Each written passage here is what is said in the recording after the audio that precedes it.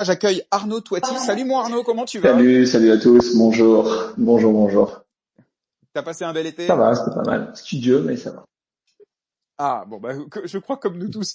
Mais super. Alors Arnaud, bah déjà bienvenue. Est-ce que tu veux revenir un peu sur l'affaire Lacoste, rappel des faits rapide, et puis ensuite on parlera du risque judiciaire et réputationnel pour l'entreprise, si tu veux bien.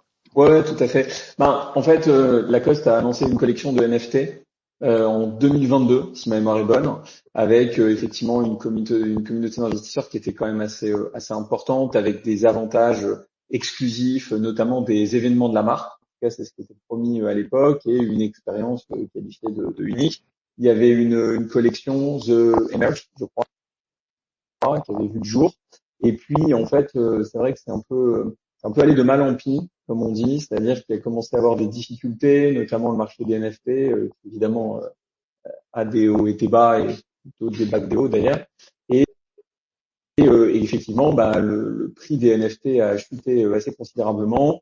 Et donc, concrètement, Lacoste a indiqué que il y allait avoir un certain nombre de modifications qui allaient être réalisées, notamment, disait-il, une nouvelle expérience centrée autour de la création et du jeu.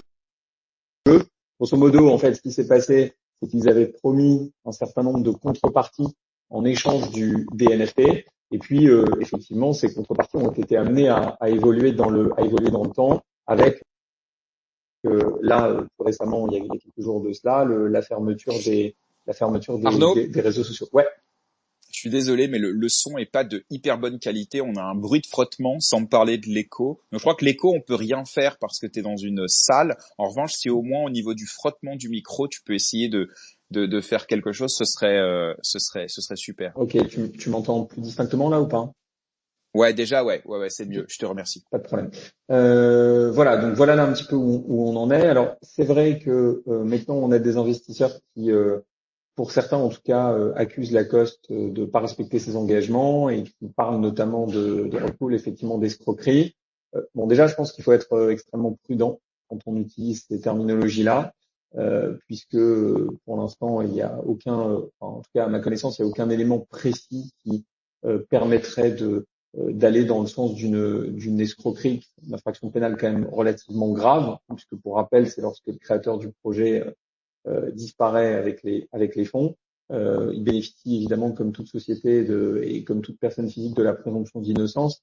Et je pense que pour l'instant, à ma connaissance en tout cas, il n'y a pas d'éléments factuels qui permettrait de justifier qu'il y ait ni une escroquerie, ni même une tentative d'escroquerie. En revanche,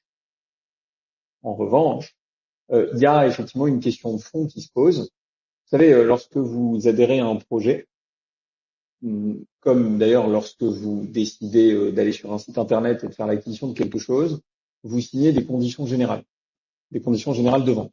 Et il est fréquent pour des projets, notamment des projets Web3, qu'il soit précisé dans les conditions générales que effectivement il est possible concrètement de modifier la contrepartie de ce que vous achetez. C'est-à-dire grosso modo, on vous dit en 2022 vous allez acheter des NFT, vous allez avoir une contrepartie à l'acquisition de ces NFT, et puis concrètement 1 an, 2 ans après, en fonction des évolutions du marché, en fonction d'un certain nombre de critères qui ne peuvent pas nécessairement être connus au moment de l'acquisition des NFT, eh bien l'émetteur du jeton va être en mesure, à sa discrétion, de manière discrétionnaire et sans que les détenteurs du jeton puissent en réalité se plaindre. En général, il y a des formules comme quoi, concrètement, la contrepartie du jeton peut évoluer, et c'est ce qui s'est passé là ici, c'est-à-dire ils ont renvoyé vers leurs conditions générales en disant concrètement, vous aviez effectivement telle contrepartie, mais le marché ayant changé, nous on a décidé de faire évoluer tout ça, et donc votre NFT vous donnera droit à complètement autre chose que ce qui était prévu au départ.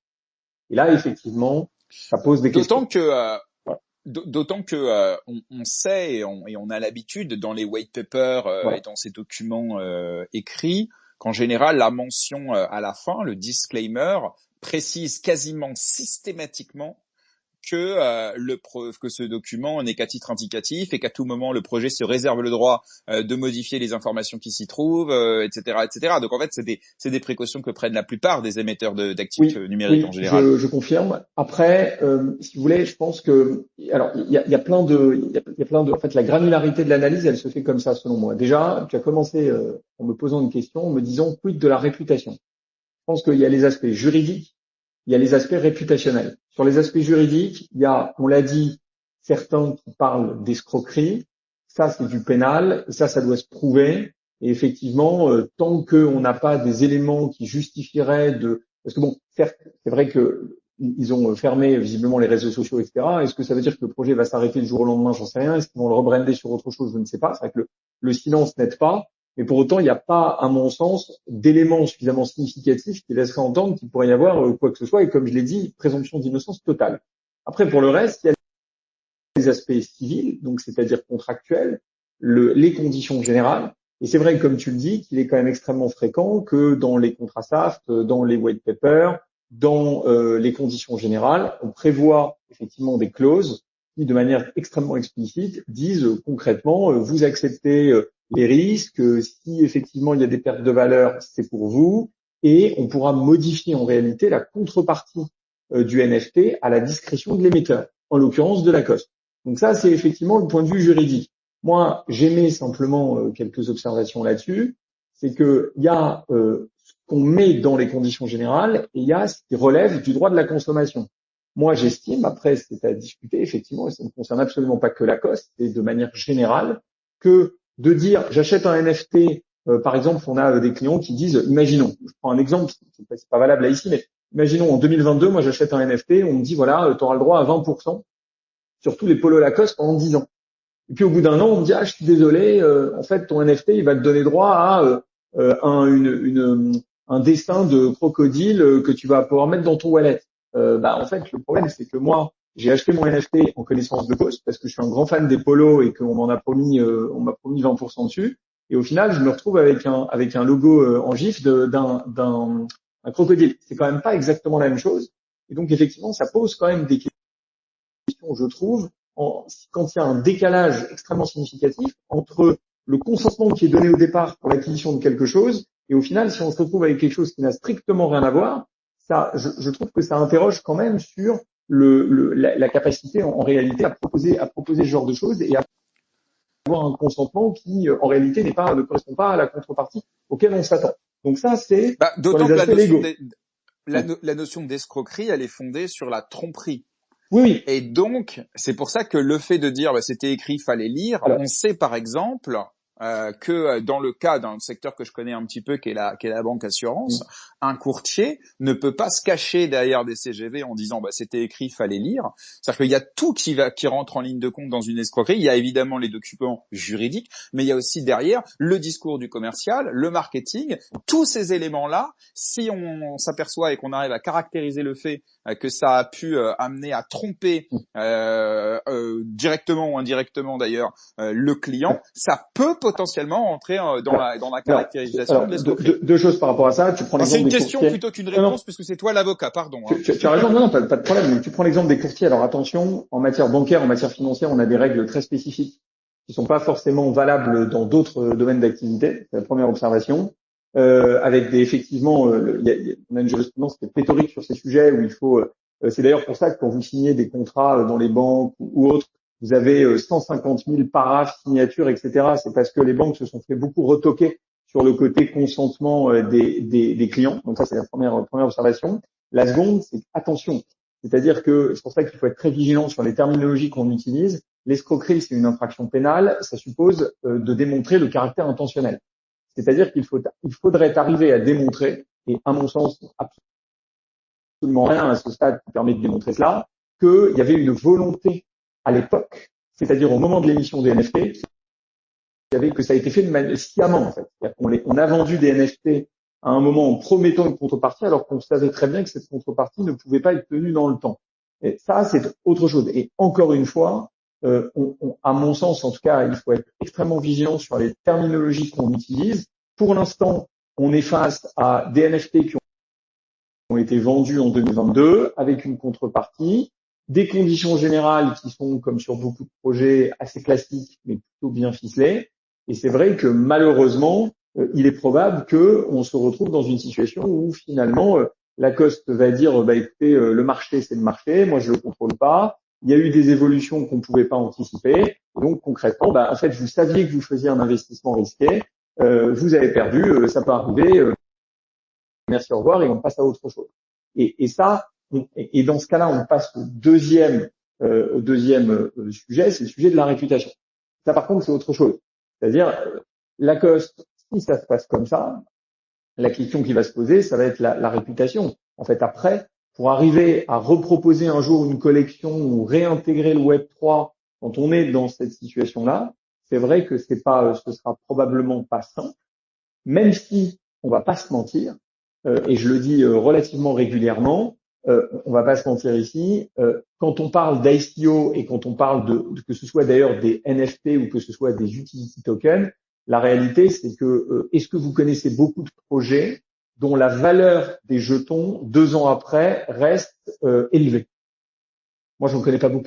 C'est-à-dire que la plupart du temps, les jetons sont vendus, ça pump de manière plus ou moins, on va dire, légale en fonction des sujets. Et après, derrière, on se retrouve avec une valeur qui est très Ouais, mais faible, là, etc. concernant Voilà. Lacoste, c'était pas le problème du floor price. Enfin, il y a eu, évidemment, certains se sont plaints que les NFT valaient plus rien, etc. Voilà. Mais là, c'est pas le sujet, là. Bah, c'est-à-dire qu'il y a plusieurs sujets à l'intérieur du sujet. C'est-à-dire qu'il y a le sujet de la valorisation, je pense, parce qu'il y en a qui disent, attends, j'ai acheté, je sais pas, j'en sais rien, X Ether, mon NFT, et au final, le truc vaut plus rien, etc. Donc moi, Ouais, j'ai mais vu. ceux-là sont de facto pas recevables, tu vois, je veux dire, au niveau juridique. Non, non, j'entends, mais en tout cas, moi, il me semble que c'était un des arguments aussi qui avait été évoqué. Donc, Ouais. voilà, Bon, après, en plus, suite au communiqué de presse, le floor price s'est encore plus effondré, de toute oui, façon.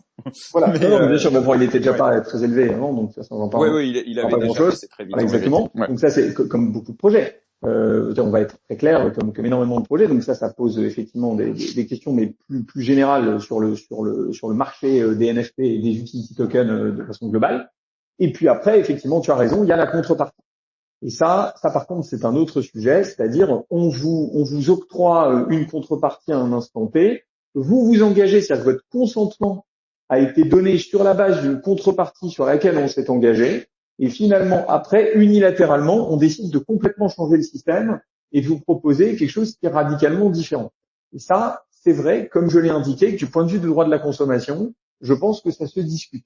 C'est-à-dire que je pense que effectivement, le fait de pouvoir à chaque fois si tu veux, un peu agiter une sorte de totem d'immunité en disant bah moi j'ai les conditions générales, donc en fait c'était prévu, merci, au revoir.